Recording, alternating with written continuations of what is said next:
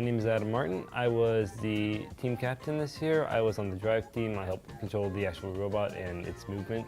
I was in charge of the mechanical aspect of the robot, the pneumatic system, and I created a 3D model of the robot as well. My name's Shane Ensign, and I was part of the drive team operating the accessory systems as well as the lead programmer. My name is Christina Holman. On the drive team, I was a human player and the disc loader. In the actual, as far as with the team, I helped organize and aid Shane with programming as well as electronics. I'm Daniel Nettie. I was the robo coach for this season. Well, the robo coach is in charge of standing with the drive team during matches and telling them well, not necessarily telling them what to do, but giving them suggestions, communicating between the two of them what we should do in the match. Also keeping an eye on the time, getting information from Jacob about what to do in a match and what to tell Adam and Shane to do. My name is Jacob Bruner.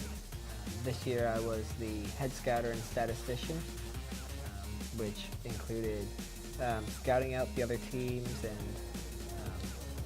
bringing facts to the drive team and how they can use the other teams to help them, and also finding out about the opponents so they know what to expect and how to play the game.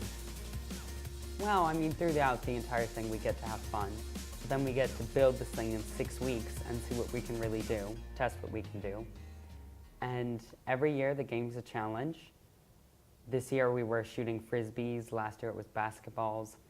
So when we have to figure out how to solve this challenge, it means that we have to work together and collaborate, and you share ideas a lot. And so it's fun, you get to work with a team. I really enjoy the way robotics is organized. In comparison with my involvement in Science Olympiad, I definitely see where things are more inclusive in that the teams are together. There's several teams outside of the country as well as around different states or different counties, and you just to interact with that and see how they interact with each other, their robots, making sure that everyone is involved. I really enjoy that. Well, me and the rest of the team included, we learned a lot of sort of lessons, I guess, that we can use next year, and I know that I learned a lot about what I need to find out about the teams, maybe some things I didn't pick up on. Different facts about the robot. I know looking at the other robots, we got some ideas about maybe ways that we could think about designing robots and sort of a second point of view that we have and we can use next year, I think. Yeah, we definitely learned a lot this year, and because we have such a young team, we'll only be losing Christina this year, I believe. But on the other hand, because of the school grade shift, we won't be gaining any 8th graders, so we'll have to do a little bit of recruiting for next year. But on the other hand, we'll have lots of prior knowledge and a veteran team. The structure is interesting because you have all these different teams that are being drawn from across the world, and they're all given this same challenge. And on an individual level, they build these robots and test them and practice driving them. And then all of a sudden they get thrown into these competitions with a whole lot of other teams. And they're seeing, you know, how well they actually stack up against the other teams. So they get to see how well not only a system works, but how efficient it is. And this structure really, it's both competitive, but it's also a fun experience because you get to learn what could be more and less helpful. It was interesting because this is my first year really being down on the field. I never even kind of warmed up to it by being like the human player or something. It was definitely a different experience than being in the stands because everyone in the stands is always like, oh, what are they doing? But I kind of know firsthand like what it is that's really going on down there. You're really getting into the action, and it's a lot of fun. It's a lot of fun. I think it's a pretty good system they have going for the competition. It's just nice challenge every year. It's something completely new. We have no idea what to expect, and no one does. So everyone has a brand new challenge put to them, regardless of where they are or how good they've been doing in the past. So every year you can go from being the worst team to the best team in a year. And then 6 weeks is not a lot of time to make a robot, and everyone has only 6 weeks to make a robot that can do a rather difficult challenge every year. So it's a pretty good system for pushing everyone to their limits, but it's a lot of fun too. Just the whole spirit of it. The competitions are a lot of fun, and they aren't all about competing, which is nice. It's good to not be just about who can beat the other teams as efficiently as possible. There's a lot of emphasis on helping each other and trying to get everyone working and on the field so you can have a good fun match instead of a match where 2 of the other robots are non-functional and the other 3 are perfectly fine and they win because of that.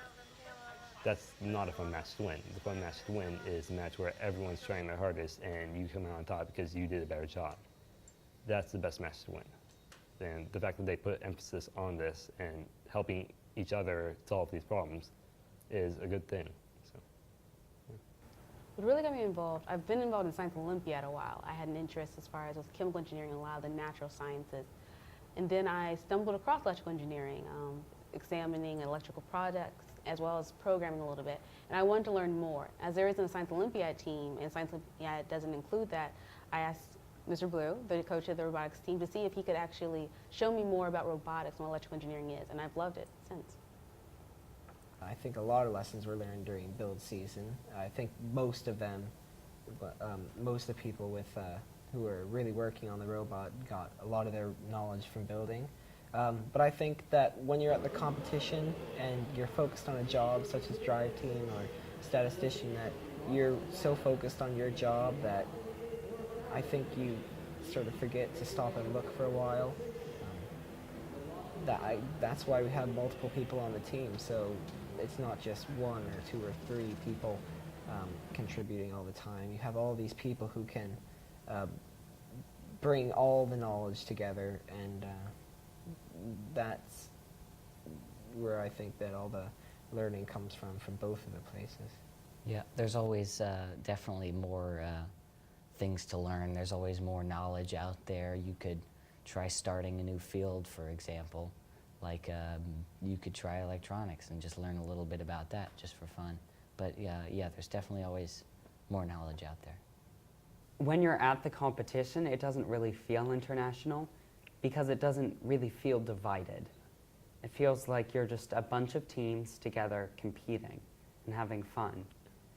And really the only time you even notice things like nationalities would be during opening ceremonies when they play things like other countries' anthems, or during the finals when they're mentioning that a team's from another country. Yeah, I mean, it's always sort of rushed, like, oh, there's 5 weeks left, and then you might have nothing done, and then all of a sudden there's 3 weeks left, and then you've got sort of a robot, and then 2 and 1 week, and then it's ready to go, and then in those 6 weeks, you have to come up with this robot, and sometimes some teams just fold under the pressure, and others create a really good robot. Definitely something you gotta be able to deal with. Working with people 6 weeks straight, almost every single day, for 3-4 hours each day is rather difficult at times, especially when you gotta get to know the people and know who they are and how they act and get along with them well. So that can be a challenge as well. And as a senior year I would say is the hardest with academics and just trying to juggle that with college applications. In addition to staying after school late nights helping with robotics, it definitely teaches you time management. And also, you need to balance with your passions. You can have multiple passions. You don't have to give up one for the other. You can balance it. I feel like we would have definitely had a problem playing to our best advantages without the knowledge that I was able to get about the other teams. Yeah, I would have had trouble just making up what to do right on the spot without information from Jacob on the other team's capabilities, what their strategy is, stuff like that. Well, one thing I personally have done a lot with that I know I wouldn't have learned anywhere else with the pneumatic system. I learned a lot about that. I've been doing it 2 years now. I've made the whole system for the robot pretty much by myself. So I'm rather proud of that, especially this year. We had 0 leaks this year, which I was really happy with compared to last year. But that's the only unique thing I've really learned that only learned here. I've been taking 3D modeling classes, so I already knew that. And designing it is also just something in general that you can't really get anywhere else because it's such a unique problem every year and a unique design that you need to come up with. But our robot on our team definitely went through the ringer at the competitions because we really kind of saw what we were made of, what we could do under pressure, and who we really are. yeah, I mean, the experience alone that you get from doing this is great. You have time pressures, financial pressure, you have to fundraise, you need to worry about deadlines, you need to worry about working with other people and trying to figure out what idea is the best one to go forward with. All sorts of things. Sometimes you need to decide, no, this is a bad idea, let's scrap it now before we keep trying to make a horrible idea work. Other times you need to find that one perfect idea from a crowd of other ideas that will actually make you really good. So problem solving, and in general, learning the technologies, learning the skills is a great thing. And also just from the competition alone, you can get all sorts of scholarships. People at companies really enjoy seeing people from first, and they want to hire people like that, so that's another benefit from this. But the experience alone is great. Oh my goodness. Waiting for the score was probably the most intense. Usually in the game, you're not even paying attention to the Jumbotron. You're just trying to get through the game, make sure we do well, do what you can do, make sure the other team's doing what they can do. And particularly for the last rematch that we had to do in Virginia, that was the most intense. Everybody stops. Robot stops. Silence. Oh, it's a tie. Crowd goes crazy. We're jumping up and down. It's really kind of that intense, and it's also fulfilling. But also when you don't get the score you want, okay, next game, we'll do better. Go back to the pit. Let's go back to the pit, make sure everything's together, come out for the next one and do better. It's that same kind of rhythm that you get, and everybody's promoting you, like, good job, or oh, that was a shame that broke. Yeah, well, this is what you could do, advice. I really like how unifying this is and how supportive an environment that is. Hands like clenched on the bar of the cart or something, just looking at the screen, waiting for that, for the scores to come up. Yeah, there were a few nail biters like that replayed tie match. Sometimes you knew you were going to destroy the competition, and others were just kind of no way. Yeah, definitely. There are a lot of matches where you could say, oh man, I don't even want to see the score. There are some where, come on, let's see the score, I want to see how much I won by. And then there are some matches where you just don't know. I mean, there could have been fouls, there could have been some robots that weren't even off the ground, but they could have been.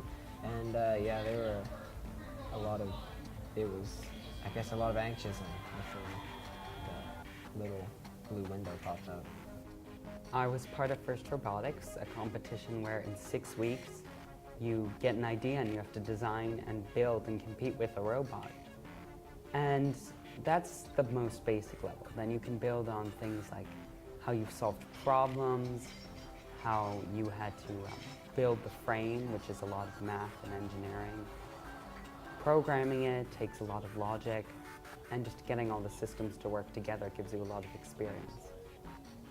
Coming up with an idea while working with a bunch of people, not that working with people is hard, but I think that when there are so many ideas being thrown around and it's hard to sort of admit that your idea maybe is not as good as one other person's, or people, that really it's sort of a really good thing to say that you said, I can build this robot with so many people and all this teamwork and really make something that really works well. Right, the idea, sometimes ideas will kind of clash, but when everyone makes a little compromise, it'll all mesh together and usually come out with a pretty good product. And of course, facing deadlines is another challenge. It's a good lesson to learn.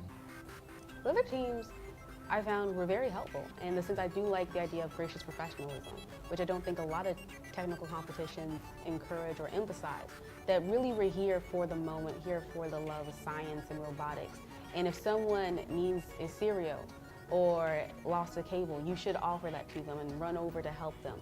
Also, if they're your teammates, you want to strategize and really use them to their full capabilities and use your own robot to their full capabilities to make sure you guys are both balanced. I like the idea that this is a piece of unity in the robotics competition. Yeah, it's never fun to be up against a team where two of the robots are dead and one of them can barely drive itself. That's not fun. It's fun to be in a full competition where you're both trying your hardest and the best team will win, not whichever team has the most working robots. So everyone tries to help each other. It's fun to help each other. It's great. Everyone has a great time there. No one's trying to hurt each other. No one's trying to sabotage the other teams or anything. It's not crazy like that. It's fun. It's helpful. Everyone's having a good time. All right, looks like we're about ready to start introducing match number 11. So let's start introducing our teams, starting here with the red line, 39-41. From Tech Brick in Cavalier, Maryland, Absolute Zero Electricity.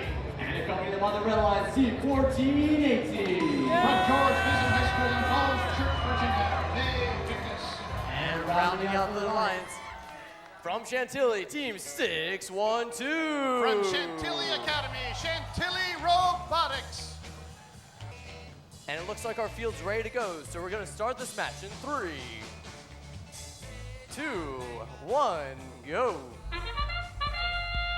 Match number 11 here in the nation's capital. Red line shooting into the upper goal while the blue lines pummels the gas with several discs.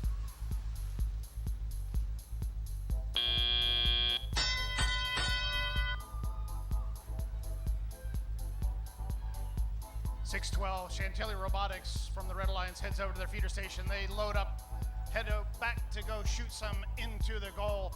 25-34 and 39-41. Pushing each other. 612 shoots several into that upper goal.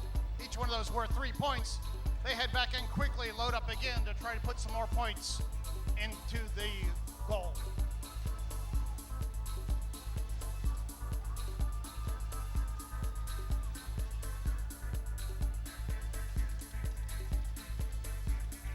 .14-18 with the Red Alliance V Victus loading up at the unprotected feeder station. They head back to go shoot them. 379 trying to play defense.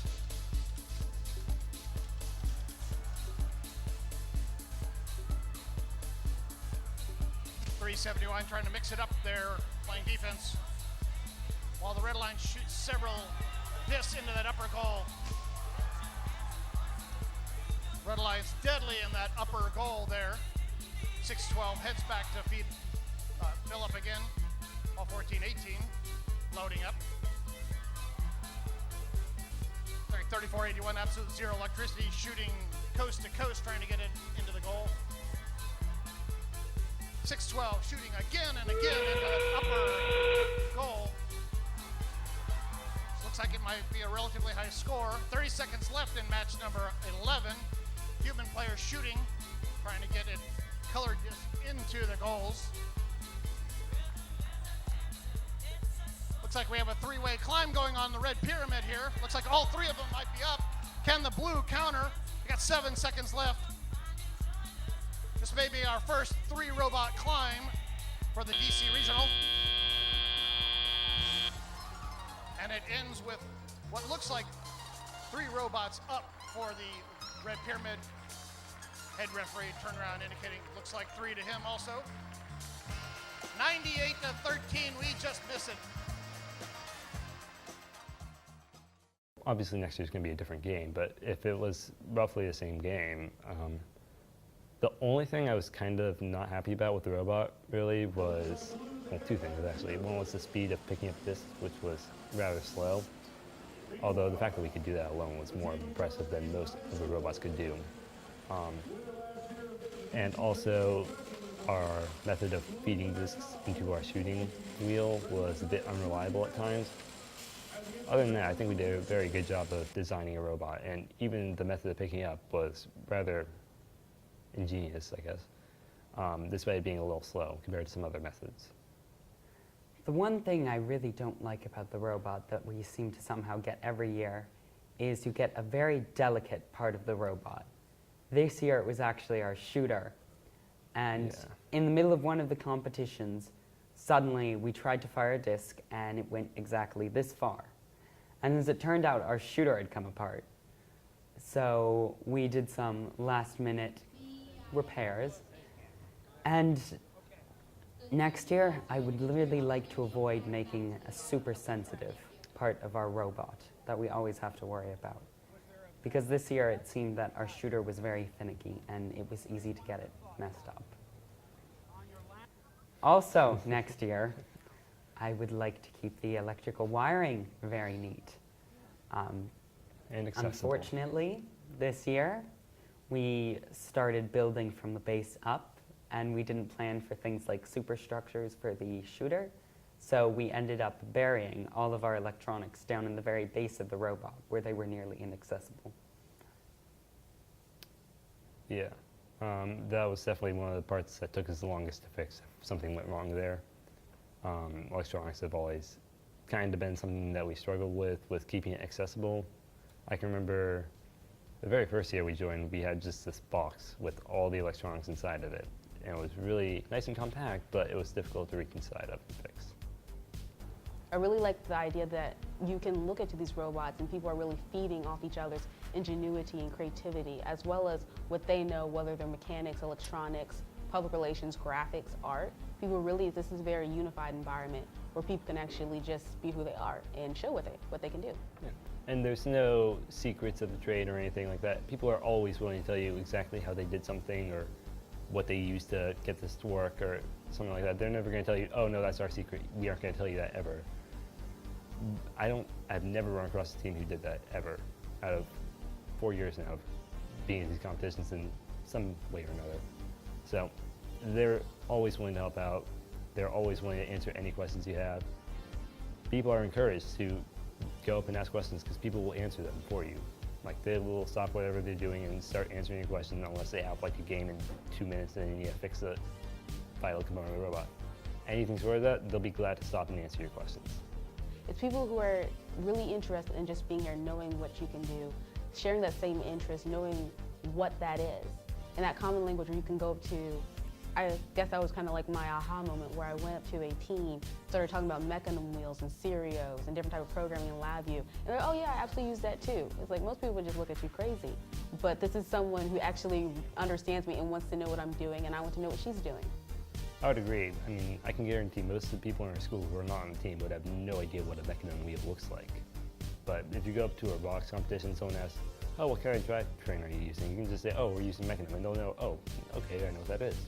So there's a lot of stuff that most people probably wouldn't know, but at the competition, almost everyone who's like on a team knows what the stuff is. And while there may be some specialized parts that not everyone uses, but for the most part, the general kit of parts stuff, everyone knows what that is. Everyone knows the basic terms like, oh, we got discs into the top bowl. They know what that is. They know what climbing the tower means. So there's a lot of just general language that we use that other people may not understand right at first. But even with specialized skills, when you come across a team and they use this high-tech technology, or you want to know exactly what they're using for a certain feeder, and they send you like, oh, they use this brand. It's like, well, I don't know what that brand. They'll like pick up a piece and show you, oh, this is what it is. This is how much it costs. I think we got it from this source. They're very open with information, and then immediately you share that same information, could share it onto someone else. So yeah, it's very open with terms of just sharing ideas and talking with each other about technology and designs and stuff like that. Team 1418. Their motto is Ad Astra per Aspera, to the stars through hard work. It's Vi Victus from Fall Church, Virginia. And here we go. Autonomous. We have that team. There we go. To the stars through hard work. They roll right up there. Vi Victus taking care of some business. Meanwhile, 1123, no slouch themselves from AIM Robotics. They unload for those 6-pointers as well. We're looking at 18-4. And that score may change. An important thing to remember is the score that you see up on the board there. That score is based on sensors that measure the weight of those discs. At the end of each match, we actually count the discs So that's where sometimes the score can vary just a little bit. So quick movement back and forth by Vivictus. Kind of got itself caught underneath the blue tower there. 29-12, the Panthers using that tall bit O stuff on them to kind of play a little defense and block some of the lower flying discs. Taking Vivictus on head to head. They do an end run, try to move into position. This is a smart move because by moving underneath the blue tower, they can't, it's hard to get touched by the other robot from the opposite alliance. Also remember, if a robot touches another robot and it pushes it into the tower, there are some penalties added for that. We're down to 30 seconds left, 18-6, the Blue Alliance. Some movement back and forth. And here come the human players, red and blue disc, a shot towards the red tower. Remember, if they can sink with those up on top there, it's worth 5 points. There's a lofty one going in for a three-pointers. We get down to 4, 3, 2, 1. I think I might even announce the score to this last match. And it is 31-6, Blue Alliance. 10 climbing points there.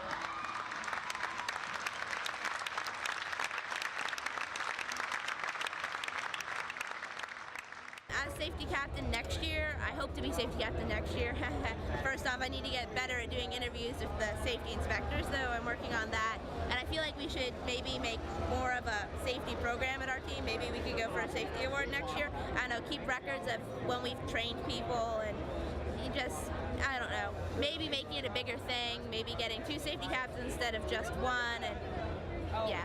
My favorite part of robotics, I don't really know. I like most of it. So, the competitions are definitely quite a bit of fun. I mean, they're stressful, but I don't know. There's quite a bit I like. I can't really think of a favorite.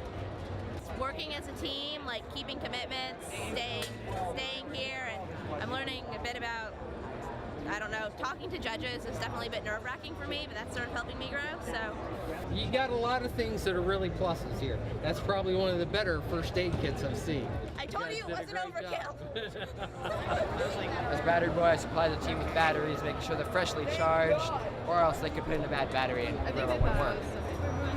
Okay, Mr. Blue said to put this one. Jay, did you take one? It has 13.01 something and it's 114%. Record that. And it's record that. No, I don't know how to record it. But did you take them already? Yeah, but they won another one. I know. How much did it have? 13.1? 13.14. That's not good at all. It's 13. It's above 12. 13.14. Okay, fine. Stop it. Hey, come on. You need some powder. Stop it. I learned that if you don't let the battery cool down, you'll get an inaccurate reading. That's why I gave them a bad battery last competition. The very, very bottom. 8.027. Yeah, that's horrible. This is a horrible battery. It's not been charged. Oh, God. It's the one We don't have another battery. We don't, do we? No, we don't. Have another battery. It's H good. It's H good. Well, I have a cart that I put them on, and I have a log that I keep. I always know when the batteries go out, when they come in, and I try to keep up to date on the most charged battery at any time on the side of the cart. Well, I had numerous roles. The main role I had was the graphic design, designing the logo, but I'm helping out in numerous other ways. I'm always around the robot, bring parts. I helped with the camera team earlier, probably going to help more with that later on in the game. So yeah, don't have any really large parts on the robot, but I help as much as I can. Definitely a lot of teamwork. You make a lot of friends in robotics. Gives you a lot of experience in areas that you might not have had normally, such as electronics, programming, even design. I'm pretty good at designing, but I wasn't as experienced with the program that I use, and I got a lot of help. Watch out, Mike. Mike, we're going to move it out. Okay, go ahead. Yeah, move it out. I got a lot of help when designing the logo from a mentor who helped me get all the functions of the program I was using down. So it's really helpful in a lot of areas, not just what it's aimed for in terms of engineering and programming, but also just teamwork helps. And you can even learn unexpected things, such as how a very expensive camera works. I've learned that you need to synchronize with your teammates and be able to cooperate with them without much delay, because if you can't cooperate correctly with your teammates, then your team falls apart and you can't really achieve anything. What I'm doing is checking out all the teams, how they're doing, and then using that and see how we can make good alliances, how well we can do, what our strategy is going to be so we can get in the finals. Right now it's working out really well. We're creating good alliances, we're scoring high, and hopefully what we're doing now will get us into the top 8. Essentially, it's teaching you a lot of skills you can use in the rest of your life, and there's also a lot of people here who can hire you. So I really like working with all these people and then building something that turns out working really great. Right now we have a really good robot, and it's good to see that something you do works out really well. Today I am working with Jacob Bruner as scouting. Final call, match 18. Now and match we are 19.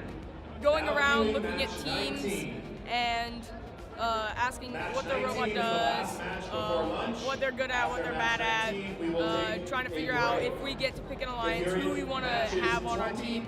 I think it's a great way to gain teamwork opportunities. You learn how teamwork is very important, and nothing is by yourself. It's not any one person able to do one thing without someone else doing another. It's also a really great way to make some friends. It's really fun doing it because the competition is very kind of putting you on the edge of your seat, kind of wondering who's going to win, who's going to lose. I enjoy the competition most because once the robot is done being built, we get to see whose is better, whose doesn't work, which design is coolest. You get to see all those. In the past, we've had balls and like big balloon things, and I think frisbees are harder to work with all of those, and especially the towers. How do you get a 100-pound robot to climb up this tower? I think it was not too challenging, but it was challenging enough that we would have fun building a robot that can solve it. I think every year you do this gives you more and more experience for the next time. So yes, we would be better prepared because we got to see a lot of other teams' ideas, we got to go through the experience ourselves, and you learn new things every year and different ways of doing things. I would agree, and also just as a drive team, I think we're going to be much better next year because we're only losing one member of the team, or one major member of the team, Christina, and the rest of the drive team, me, Shane, and Daniel Neddy, are all going to be here next year, and we all have the same experience from this year to take next year, which will be really helpful just for the drive team alone, not to mention the skills and knowledge that the team as a whole learned for building the robot. A lot of people think robotics is completely just technical, where you have actually entrepreneurship and business, the finance, the public relations and marketing aspect, those that actually go out and speak with people and present the robot and scout, those that actually do the mechanics and pneumatics, and those that really do both.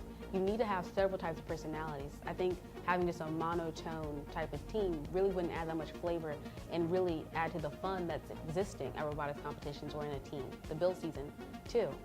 Yeah. It's incredibly important to have that diversity. And I would agree, for sure. I mean, one thing our team lacks more than anything else is people to help with fundraising or managing our sponsors, things like that, the non-building a robot aspect of it. And also the element of art and design. Yeah. Robot is about design and creativity. You need to come up with those. The ingenuity really relies on how creative you are and what you know. And so even the artists of our team are incredibly important to how we make our robot. I like that it gets the point across. It definitely says Bay Victus, Team 1418 all over it, as far as with the fist, our logo and symbol, as well as what the competition is. Usually in all the shirts you'll have a theme representing what the competition is. The wheels in the ring are supposed to represent the disc. There's an element there that's both pleasing to the eye, but also informative. Yeah, and same thing. And also just we had one of our first, I think, team mottos this year, Ed Aspera per Aspera, which means do the start with hard work, or through hard work. And that was, I don't think we've ever had a team motto before. So that was the first thing this year, and I think it fit very well for this year's challenge, which involves climbing up to a very high level on the pyramid with the robot and shooting discs pretty far through the air. So I think that fit for this year's challenge quite nicely. So seeing one of the events, definitely a high level of energy. Being the dancer I am, robotics teams and competition, they love dancing. You'll see an entire train going on the floor, whether it's Cupid Shuffle or not. You'll see cheerleaders, people who are screaming with signs. It really is a sports athletic field that they're here for the competition. There's an adrenaline rush. I know when I brought my father, he was absolutely surprised and couldn't necessarily grab the situation. It's fun. Everybody wants to help each one, tell you what's going on. You can go into the pit to see the robots. People are welcome to tell you about the robots. And then the game itself, and just being with people around you who are just as thrilled as you are, really gets you into the height of robotics. And it's lots of, just to add on to that, lots of loud music going on all the time. There's mascots, people dressed up in lots of weird costumes going around. And it's pretty crazy. Just the whole experience is a lot of fun, and it's pretty intense too, just how fast the competitions are and how much people will be cheering for it, and it's a lot of fun. Yeah, it's the most intense 2 minutes on the field that you will ever see. Yeah. On the field was a very different experience from build season. Whereas build season, you do feel the stress and momentum that you have a timeline. On the field, when you are actually in the moment, you're hearing the crowd cheering. If cheerleaders behind you are screaming, you're screaming at your teammates, trying to give signals and such. And then if a gear shears off and you have 15 minutes to fix it and then get back on the field, it's very different, an experience that you really have to think on your feet as well as rely more on your teammates and not just necessarily what you know and what others know. For me at least, it actually seemed pretty quiet when you were right there at the field, and pretty calm actually. It didn't seem like a very tense environment. Even though, you know, if you step back or you watch another competition, you can see how tense the actual competition is. It felt like you were just having fun and competing.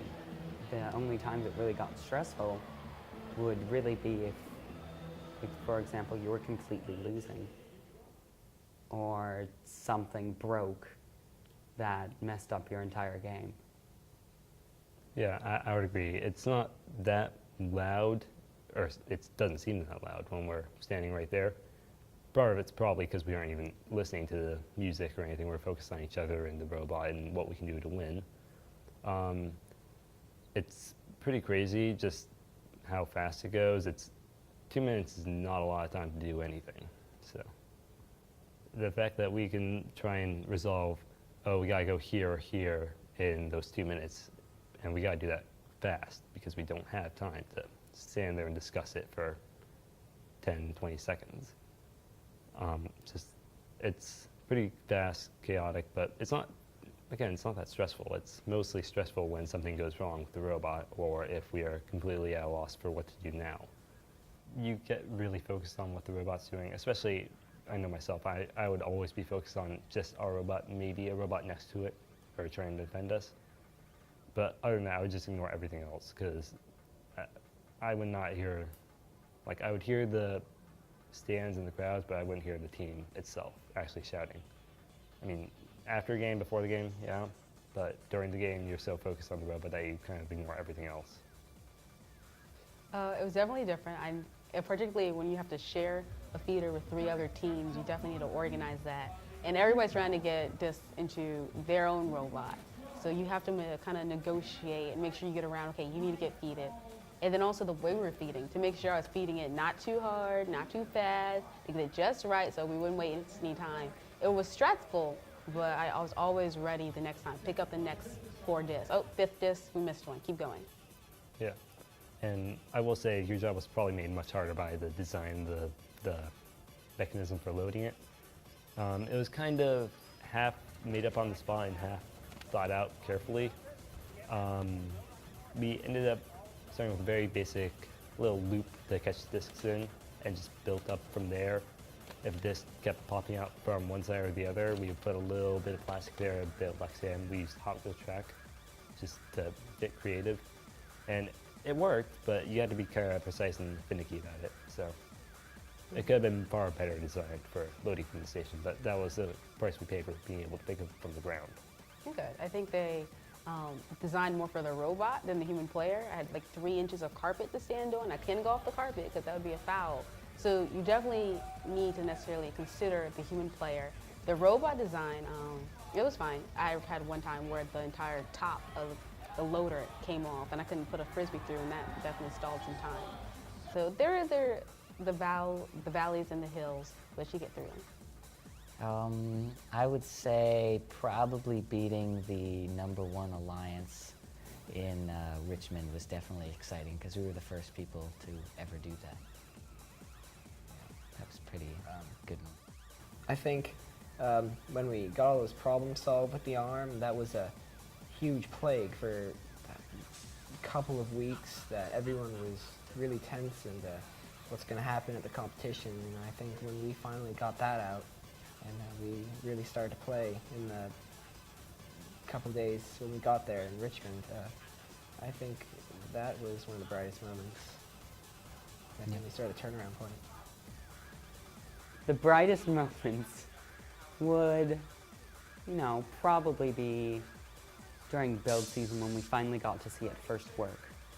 And it went through all its actions. Nothing broke for the first time. And during competitions, probably the brightest moment would actually be the tie that we had on the replay match on Saturday, because it was just so,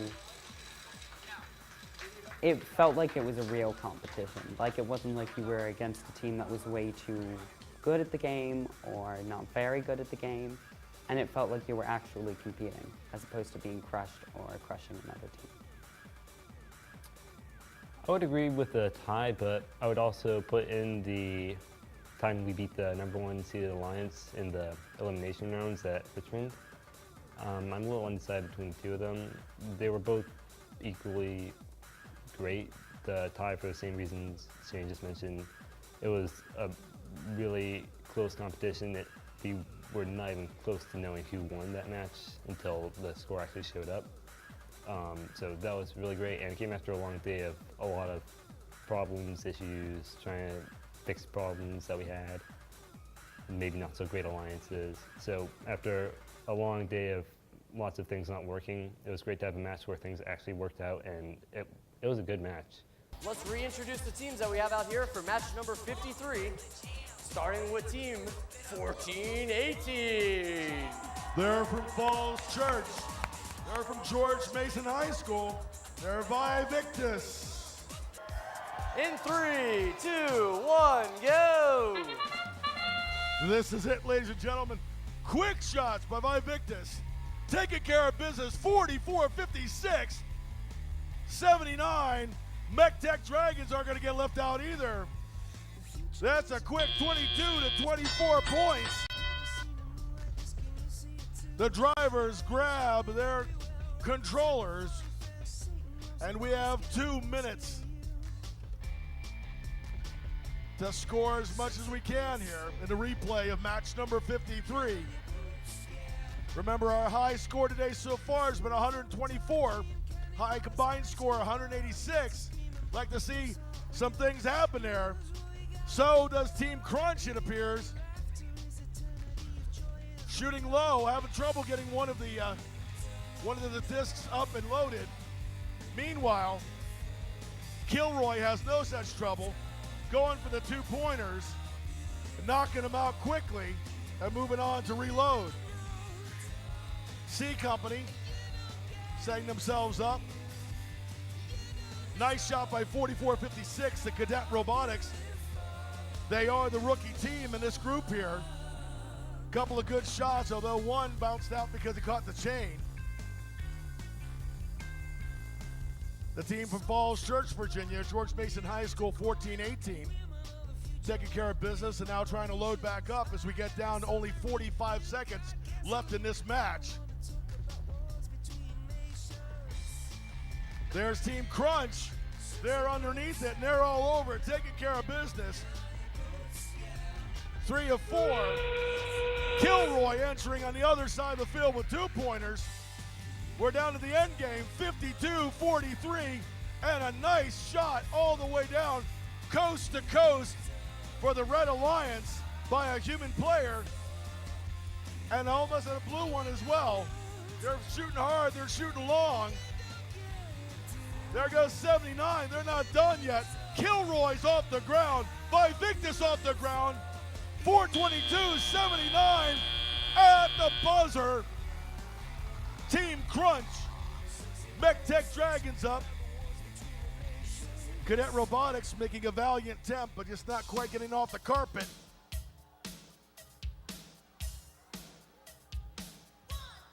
Looks like we might have a red robot up and 2 blue. We'll see how it rolls. We'll have your final score followed immediately by the excitement that is the award ceremony. Just when you thought you couldn't have any more fun. And the final score is gonna be a good one. Pay attention, boys and girls. 82-82. That's a tie. Each alliance getting a point. And that's why we come back here and do this every year. Put that down. Down a little bit, 1.5. That's all we got to do. Put that on your list. Can we do that in the? We might need to do something else with it. I'm not sure. Yeah, you got to check it. You got to remember to check it. As soon as each match was over, we would always head back to the pit, kind of figure out what went wrong, usually, or occasionally say that was a great match, let's do it again. We'd immediately start solving whatever problems we had in the midst of the match. You know, those moments where you're like, oh, I have no idea what to do because something's just gone horribly wrong. So yeah, just head back to the pits, work it out, and get ready for your next match. Yeah, then it goes back around and say, what can I do better next time? It's always the question. Yep, just a cycle. Yeah, I would say the pit is chaotic at times. We try to make it look as nice as we can. This year we actually tried something new. We made this big foam sign and had it spin around on top of our pit. We've never done anything like that before. That was only at DC this year, not at Richmond. But we try and decorate it. We put up all of our old winning banners, all of our pictures of the robot and our logo, some of our flags here and there. And it can get crowded and chaotic. I mean, if something goes wrong in the field, everyone will be rushing to the pit to say, what went wrong, what can we do to help, how can we fix this? And it's actually sometimes better if there's no one there, because there's more room to walk around, because it is a small space. But it's always good to just have a bunch of team members there talking with people, showing people the robot, showing off the pit. So it can be good if it's crowded, but there are times when it definitely gets a little too crowded. But that's more the size than anything else. Every year, I see it on the top of the van, and I see it getting set up, and I think it's a terrible, messy, and crazy contraption. And then it gets set up, and it can actually be quite nice at times. Yeah. And that would be the scaffolding around the pit. The pit can be chaotic, actually, especially if you've had something go wrong and they're bringing in the robot and trying to get it fixed before the next match. I think we definitely progressed in communication. Yeah. Just beginning, we didn't know, we had to delve deeper into how to do signals. Okay, spin, go to the left, go to the right, back up. If something went wrong, I had to tell him, okay, something went wrong, keep shaking. So we delved deeper into our communication, and even whether he was the station right next to me or a station 2 down, and he couldn't see me, I would have to make sure that he could see me and we could communicate some sort of way. Yeah, and I definitely got far better at controlling it. It was rather awkward to control because we were actually going up against it backwards. So the controls were kind of flipped around for me compared to what I was used to, so it was a little awkward to get used to that every time. So that made a bit of a difference when controlling it. I would often go the other way at first instead of the right way. just based on what you were telling me, just by accident because I wasn't used to controls. But as it went on, I definitely got much better at that and being able to tell what you wanted me to do and where to go exactly to make it work best. Our fans were pretty loud. It was good. We could use some more fans, though. Next year, need more fans. I want you to join the robotics team. Yeah, good fans, good support before every match. 14-18, yeah! Holding up those numbers. Yeah, we need more fans. Yeah. Join 14-18. Even if you don't know anything about robotics, you can come and cheer. It's a really exciting game, high energy level, a lot of fun. A lot of fun. Yeah, come to the robotics tournament, not the football games. It's not just about building a robot, it's about funding it and programming it and making nice pictures of it, animations of it, stuff like that, making videos of it, for example. So there's more than just making a robot, and that's something that I don't think many people realize, especially not in our school. I think we definitely should utilize the media sources in this school to get out the word about robotics, as well as show, okay, here's a robotics member, we meet this day, and also to invite people to competitions. I know a lot of people didn't know that there was a Virginia regional, or that possibly organize a group to come support us and be our little cheerleader group, or maybe even in DC, somewhere near where we can actually engage those who want to show their team spirit and just be as involved as they are in other sports or other clubs.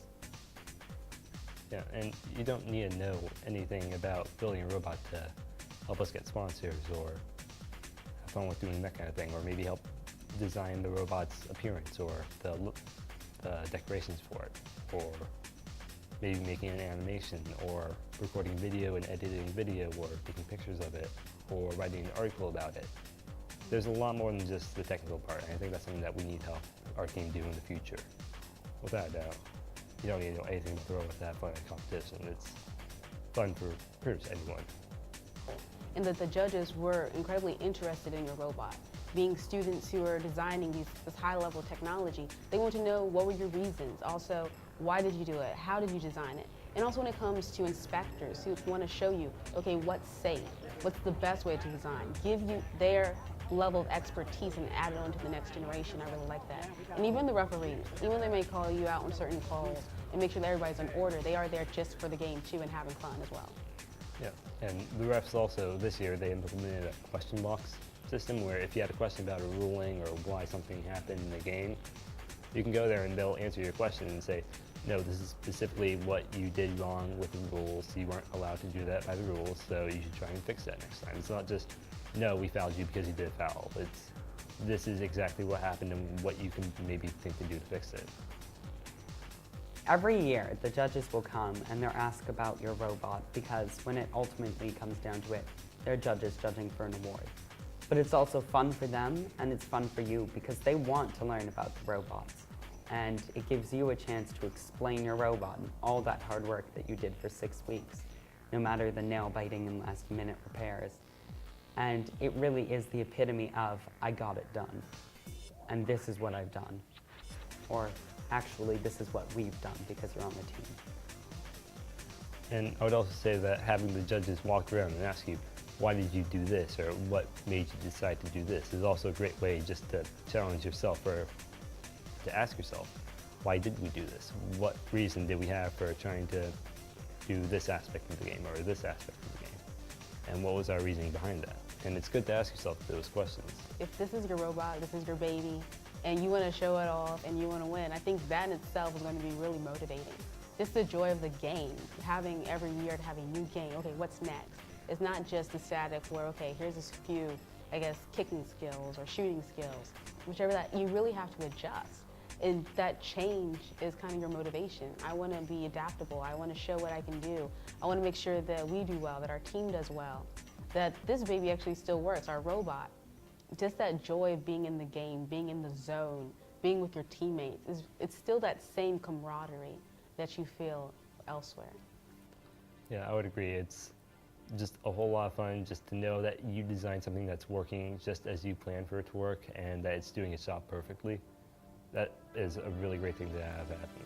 It was different, and just I want to say how addicting that adrenaline is being in the robotics competition. You really are in the zone, everybody else is with you too. I really like that. I would like to thank our sponsors this year. They were really helpful just with getting funding to help build the robot. And our mentors also were a huge help with just designing it and helping us figure out all the problems and kinks. And Mr. Blue in particular is really helpful for just all-around knowledge. I would also like to thank Mr. Pearson for making most of our videos and compiling most of our footage, Mr. Brobst for keeping us on track, and Ms. Moore for keeping us in line and catering to every single event that we ever had. 1418, yeah! Yeah, 1418 is the best. Go 1418. What do you do for the robotics? Well, I do different. Bye.